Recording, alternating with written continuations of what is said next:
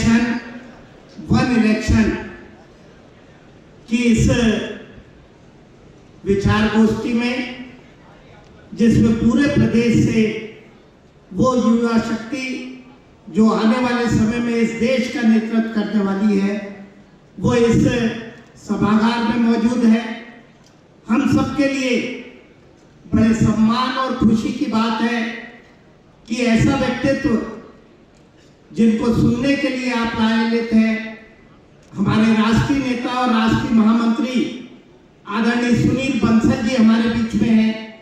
हमारे प्रभारी जिनके आंकड़े आप सुन रहे थे, ऐसे आदरणीय महेंद्र सिंह जी, हमारे संगठन मंत्री हितानंद जी, आपके चिर परिचित आपके अपने मंत्री आदरणीय कैलाश जी, पुष्पमित्र भार्गव जी, जिला अध्यक्ष सुमित भैया, रोहित चहल जी, रोहित मिश्रा जी, रोहन राय जी, गजेंद्र तोमर जी, बहन कविता पाटीदार जी, जीतू जिराती जी, राघवेंद्र जी और विधायक मधु वर्मा जी सहित हॉल में मौजूद हमारे सभी वो कार्यकर्ता एवं युवा शक्ति जिनको आने वाले समय में इस देश को गढ़ना।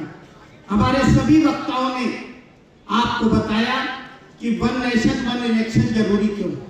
हम सब जानते हैं कि आजादी के बाद देश में परंपरा थी एक ही चुनाव की, चाहे 52 की बात करें, 57, 62, 67 तक, जैसा कैलाश जी बता रहे थे, 67 के बाद और उसके बाद जब इंदिरा गांधी ने आपातकाल के बाद 1 साल का समय बढ़ाया, उसके बाद पूरे देश में लोकसभा और विधानसभा के चुनाव अलग अलग होने लगे।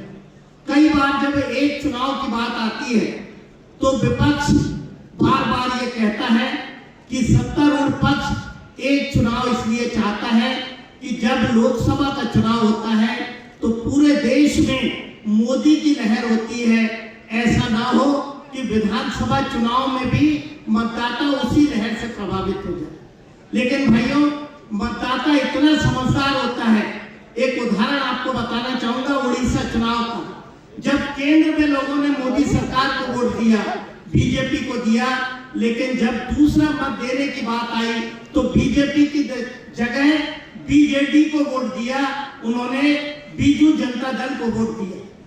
फिर ये नकली गांधी चिल्ला चिल्ला के बोल रहा है वोट चोर, नकली गांधी चिल्ला चिल्ला के बोल रहा है वोट चोर, नकली गांधी चिल्ला चिल्ला के बोल रहा है वोट चोर। कि राज्य सरकारें अपनी कुर्सी बचाने के लिए देश की आंतरिक सुरक्षा की चिंता नहीं करती है, सिर्फ कुर्सी बचाने की कोशिश करती है। उसका उदाहरण बता, बंगाल में 5 जिले ऐसे हैं जहां आप चले जाओ तो आपको लगेगा ही नहीं कि आप अपने देश के अंदर। वहां पर घुसपैठियों को बुला बुलाकर आधार कार्ड बनाए जाते हैं और अपना वोट बैंक बढ़ाया जाता है कि अपनी कुर्सी बचाने के लिए विदेशियों को भारत में लाए। ये राज्य सरकार अपनी कुर्सी बचाने के लिए जो घुसपैठियों को प्रवेश करा रही है, उसके कारण ये संभव हो।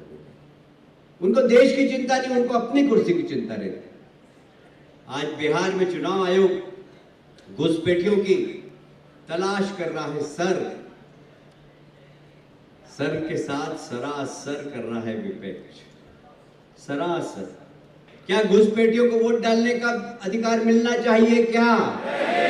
यदि चुनाव आयोग मतदाता सूची का पुनरीक्षण कर रहा है और घुसपैठियों को आइडेंटिफाई कर रहा है, तो क्या गलत कर रहा है क्या? फिर ये नकली गांधी चिल्ला चिल्ला के बोल रहा है वोट चोर। क्या ये उचित है क्या? क्या ये उचित है क्या?